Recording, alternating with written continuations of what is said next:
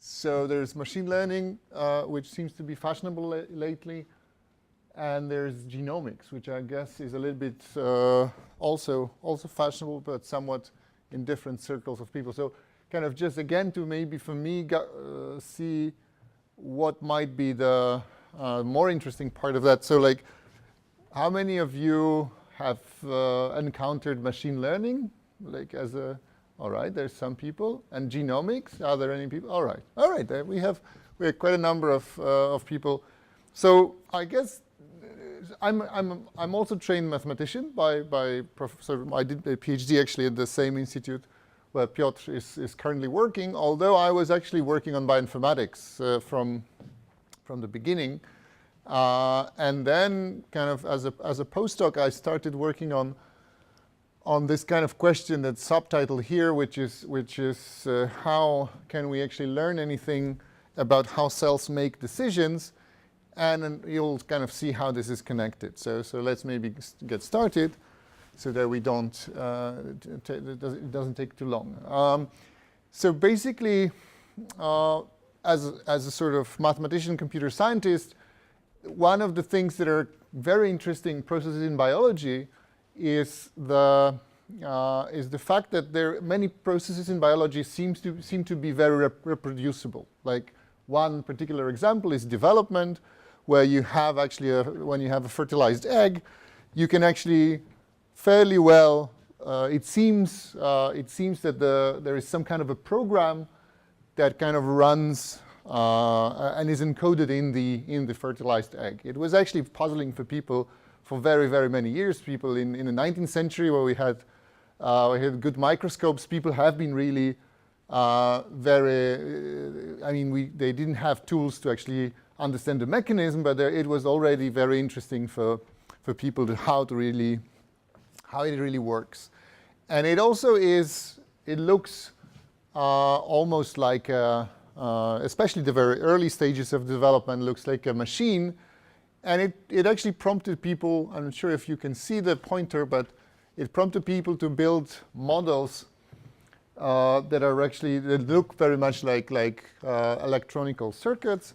And the way what these diagrams depict is actually the process of turning on and off the expression of genes. So I hope this is clear to everyone, that if we think about this kind of developing embryo for an example of a regulatory process, we have an organism that has thousands of different genes, and the way these kind of patterns of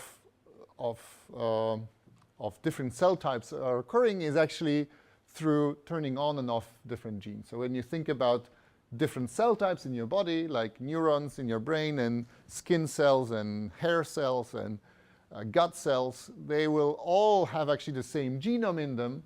So the code that is encoding all of the genes is the same, but the different genes are actually being expressed, as we say, so different proteins are produced. And the way, so this is actually, so one of the organisms that is very well studied in terms of development, and it's very easy to do experiments, is fruit flies.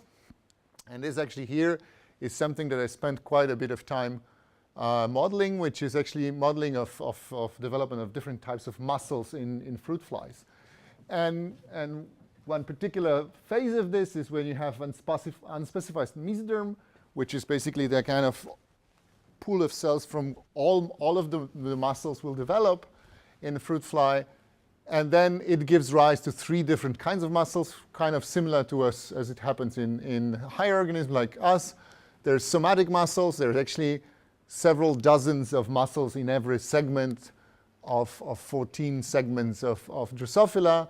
There's a heart muscle, heart-like muscle, and then there is a gut muscle. And actually, this is about the number of genes that we know are involved in this process. So it starts with a gene that's called twist, and then sort of in a cascading manner, there's MIMUW2 that is actually responsible for the somatic muscles and so on and so forth. So there's, 60 genes or so that are really important for this process. And then there's hundreds, if not thousands, of such, so to speak, subcircuits. So this actually is a lot of complexity already. And if this was not enough, there actually seems to be a little bit more of this complexity. So when you look at the single gene, let's call it Tinman. I mean, it's called Tinman because if we mutate it in fruit flies, the fruit flies do not end up not having the heart. What the group of Manfred Frasch discovered in the 90s is that actually it's not the black parts. So here this line is actually part of the genome where this gene is encoded. The black parts are actually coding for the protein. And there is 4 distinct so-called regulatory regions. So this is something that we actually need to understand. So if we think about this kind of circuit, this gene Tinman is here, and it's controlled by twist and a number of other transcription factors, whatever these are. We're not really, but basically you need an action of several genes to control the action of the gene Tinman. And then this gene is regulating something else, and this something else is regulating Tinman again. So there is a complex circuitry here, but actually it's not through the coding sequence, it's through those regulatory elements. So these are part of a genome that are not coding for the protein, but they're responsible for binding of those regulatory proteins. And then, so we need to kind of replace this kind of diagram where there's 3 different genes and connections between them into this kind of diagram where we have actually separate regulatory elements, and you have here B, C, A, and D.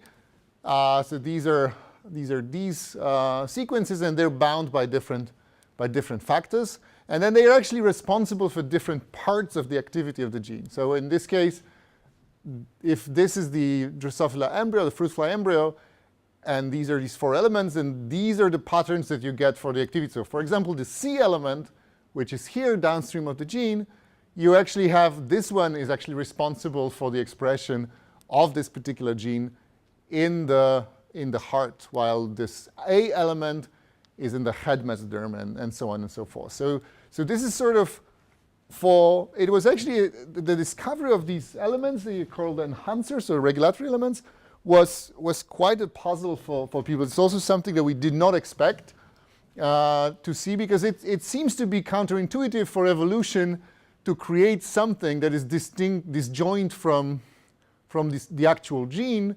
It can be actually quite far from it, and to actually and for this to be very important for the regulation. But it seems to work this way, and it seems to be quite modular. So this is actually something that is sort of the biological motivation. So this is in bioinformatics. This is usually how it works. Biologists encounter something that is kind of complex and puzzling, and then for the job of bioinformatician is to actually have some sort of the description of this that is helpful. So as you can see, this is a small part of this diagram, which is a small part of development of a relatively small and simple animal like a fruit fly. So now to just give you another level of complexity, when you think about the cell nucleus, so this is the kind of artist's depiction of cell nucleus, what happens, like how are these actually working is that you have these genes, and then you have some kind of places in the nucleus where they actually meet with these regulatory elements. So this element actually has to get in the vicinity of the start of the coding region to actually initiate this transcription. So there is another aspect of the actual physical neighborhoods, but we will not really talk about this so much. Just to kind of mention that there is this is also studied. Part of my current interest is actually in understanding how this works, but I will mostly talk about this kind of situation where we will look at the chromosome. So the chromosome, you can recognize, it's a relatively long stretch of DNA, and important part here is that there is whoops, I didn't mean to do that. Sorry. So what I'm not sure if everybody is familiar with this, so I'll just briefly mention that there is multiple ways in which cells themselves organize DNA in the chromosomes. There's multiple proteins, including histones, which are forming nucleosomes. So basically, this is a highly organized structure to actually make this happen. And there are chemical modifications either on the DNA itself or on the histones, or so the associated proteins, that are sort of marking the regions as they are getting used, right? So if you think about your cells, if you think about your neurons, they will have very different modifications in different places than your skin cells or your hairs or gut or lung or blood cells. So people have been, so this is about, since about 10 years, well, a little bit more than that. In 2007, we had actually first attempted at mapping those chemical modifications, or histone modifications. So in 2007, there was an important work by Barsky and others that where people started mapping how these chemical modifications in the DNA are laid out. And these are just a few very, very well-known and big, well-funded studies where people are actually mapping those modifications in multiple cell types and then kind of building. So this is actually an illustration of a mathematical model that was one of the results of the ENCODE project, where they actually looked at many cell types in human cells, and they sort of looked at correlations of those chemical modifications, and they came up with description of what these parts of the DNA might be doing. So this is one way of doing this, but it's not very, I would say, not very precise. So it will most likely give you some information about this, and it's already a lot given the vastness of the task. But because we expect actually there to be about on the order between 1 million and several million to several 100,000 of those regulatory elements in the large genome. But what we wanted to have is to have a little bit more precise tool to actually map those regulatory elements. So when you look at those, so when you look again at the part of the chromosome, here you have 2 genes. Well, this one is called lame-duck, and this one does not have a name. This is in Drosophila again. You can actually look at different kinds of those modifications. And you can see that there's different patterns. So this particular gene is an active one, while this particular one here, which is, I don't see the name, but it's not relevant here, has different pattern of modifications, right? So this methylation of lysine 27 is not here, while it's very much here. And other modifications are not very much present here, while they are active here. So this is kind of, generally speaking, there is something that we can see by eye. It's just that scrolling through the genome would take a lot of time, and it's not very practical. We want to kind of extract some rules. We wanted to extract some rules. So what we did is, in collaboration with biologists, they actually took about 460 of known such regions. They mapped their activity. So these are all stained embryos, and where you see staining, this is the places in the embryo where this particular regulatory element seems to be active. And there was hundreds of those, and they painstakingly went through and annotated them in a binary manner. So there's either mesodermally active or other tissue active, and then there's different stages of development. So you can see they've actually generated for each one of those images, and there is actually usually more than one image for any enhancer. They've actually generated these kind of binary tables for us, for the computer method to actually try and extract the pattern. So we ended up having about 150 enhancers that we liked for different reasons, and then we had this kind of table where we wanted to actually have a rule of how does this signal, these kind of complex signals, how do these signals should look like, so that we can actually predict whether this particular region of the DNA will be in a regulatory region or not, and whether it will be active in the muscles or not, and so on and so forth. So here comes so this is kind of the more formal definition of the problem. We have these kind of several hundred examples, and we want to learn how this works. So now, a digression, there's many ways in which you can do this kind of task, and we, meaning me and my collaborators, we ourselves use several. In this particular case, we use Bayesian networks, and the reason why we did this is first, obviously, we had some experience with that.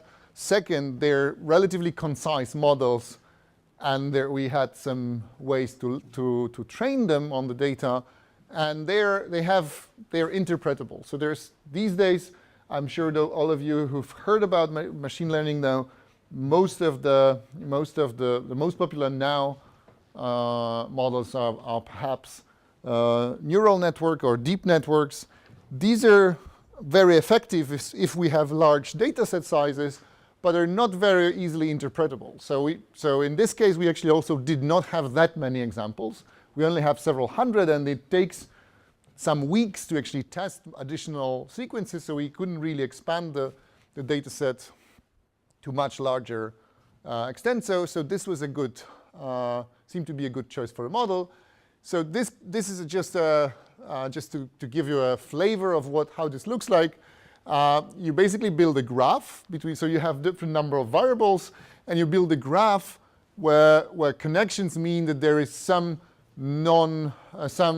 basically, well, the definition is a little bit tricky, but let's kind of with a certain shorthand, let's say that we would say that there is an arc if there is a dependency. So if you have relatives with cancer, for example, this is a little bit, let's say, it's not a very nice example, but if you have, let's say, this variable set, then it's more likely to have so the probability of this variable being true depends on this, or depends in this particular case. Well, this is maybe not a very, this arrow is actually a little bit surprising, but there might be, if you smoke, for example, this may also increase the chance of observing some mutations. And in many cases, we actually don't know the connectivity. So we know we can measure some variables, but we don't know how they're connected. So in this case, we use this, and when I said that we had some experience with training those models, this actually meant some earlier results where we are actually studying the problem of finding this topology. It was actually for a long time it was known that this is a difficult problem, so-called one of the NP-complete problems. However, it was one of those that under certain practical assumptions that were actually satisfied in the case that we were faced with, it could be done effectively. So I'll skip the perturbation part. So we did this, and actually we ended up with this kind of model where we actually have these two variables which are for any DNA sequence we could ask, is it going to be active in the mesoderm, or is it going to be active at the mesoderm at a specific time of 6 to 8 hours after fertilization? And it turned out that there is some, so for example, if you find strong methylation of a certain residue on the histone H3, it is reducing the chance of being mesodermal by a certain, well, these numbers are not exactly, I won't go into the exact interpretation of these numbers, but roughly speaking, the broader the arrow, the stronger the interaction. And then there's, if it's green, then it means it's actually H3K27 acetylation is actually, it tells us something about the activity, while this one is telling us something about lesser chance of activity. So this is how it looked like. And then one of the important parts of the model was actually that we could show that this is non-additive. The action of these different most important variables is actually not additive, in the sense that if you have one, then adding another might actually not. In general, they may be both activating, but then their action is not necessarily a linear combination of the two. And then we also tested this. So our collaborators who are experimentalists actually went into the lab, took some of the the places where we predicted there should be activity, and actually 90% of those that they tested actually turned out to be really regulatory elements. So we actually managed to substantially enlarge the number of known regulatory elements through this machine learning exercise. Then we went on with some follow-up studies. So a year later, actually, with my student Agnieszka, we managed to show that if we add additional information about this DNA sequence, because initially we only used these chemical modifications, so this was relatively few features. If we added sequence-based features, which actually, and if we added a number of more examples, we could actually get, both with the Bayesian networks as well as this with support vector machines or random forest, we could actually get much better predictive quality, and it was not possible without the sequence information. So that's just quickly. It's not sort of what this was a very, so to speak, a classical use of machine learning, in particular classification problem. So we just looked at the biological data and we classified these examples. But this is not the only way you could use this kind of model. And we went, in another story, we went and built a little bit more complicated model where we actually had these kind of enhancers. So again, there's thousands of enhancers that are known. I mean, we could predict those positions of enhancers, so we had thousands of those enhancers that we predicted to be active in the mesoderm. And then we knew what kind of transcription factors are binding there. So we had this Bayesian network that was actually predicting the activity of the enhancer. And then, as you might remember, an action of a number of those regulatory elements is combined somehow by the cell to either produce or not produce certain genes. So we actually build a second part of this model, which actually now use the information about the location of those elements to predict whether certain genes will be active or not. And then this was actually successful. We predicted new cases of genes that will be important for the development of muscles.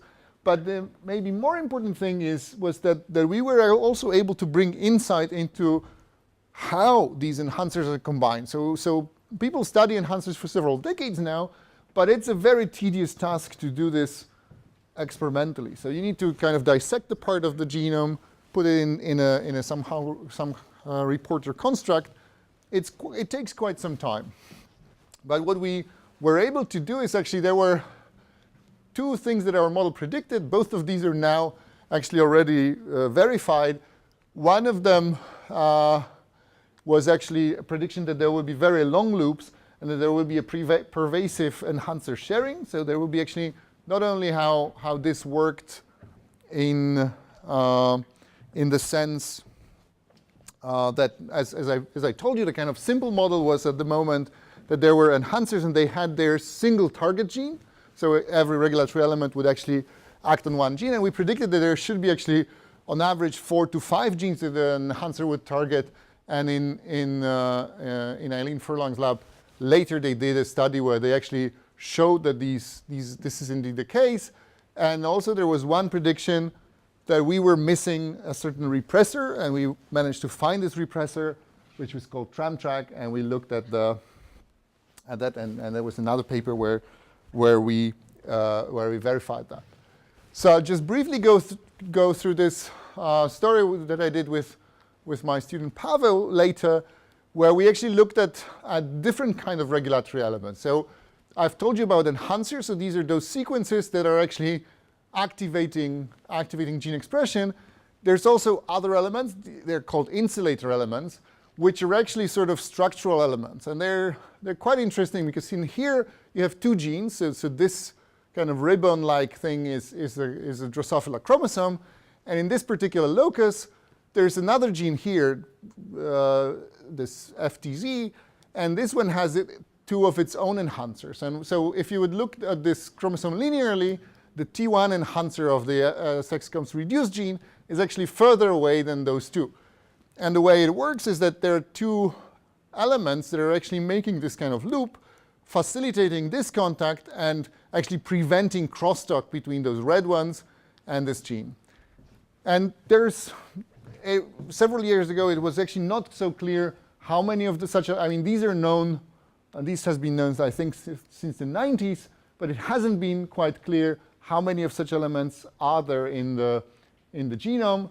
And then again, we built a similar classification machine where we actually trained it on the known examples, and we could predict a number of such cases. This was slightly better working than other approaches, but I don't think that it's that important to go into the details.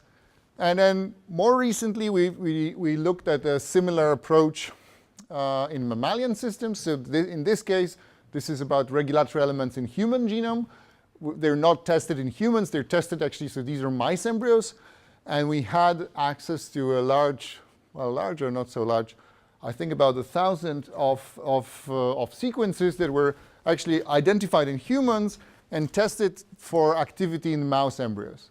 And then again, we sort of repeated the same exercise of building profiles of modification, genome epigenetic modifications, as well as sequence information, and then in this case, we use a random forest classifier, but it's not so, maybe technical aspect of this is not so important, but basically, we could predict certain activity of enhancers. Importantly, we try to actually, again, make it specific to different tissues. So kind of, it's been done since 2012, where we published the previous studies. It has been done a number of times also by other people in other systems.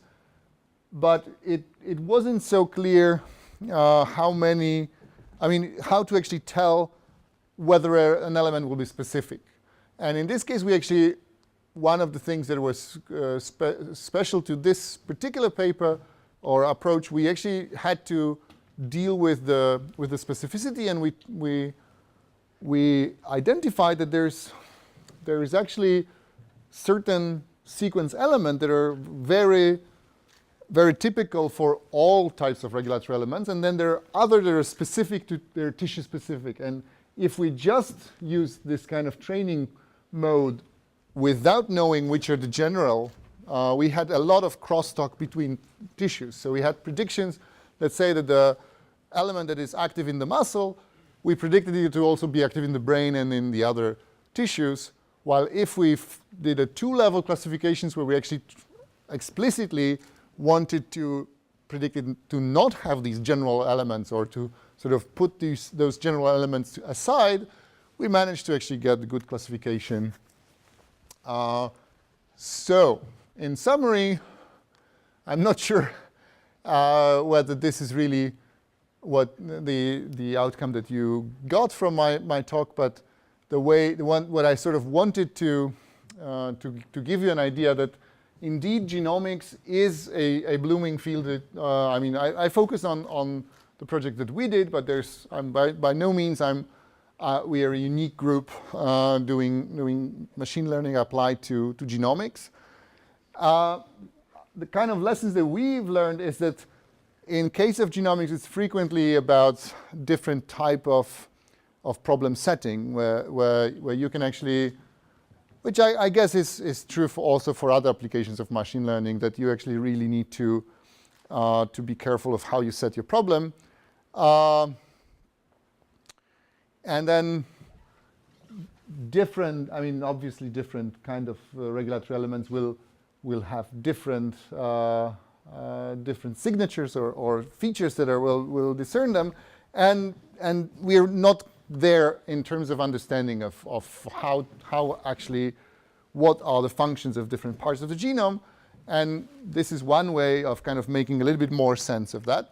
And kind of lastly, but not the least, this is mostly work of the first story was still I was very much involved in the front lines when I was a postdoc in Eileen Furlong's lab.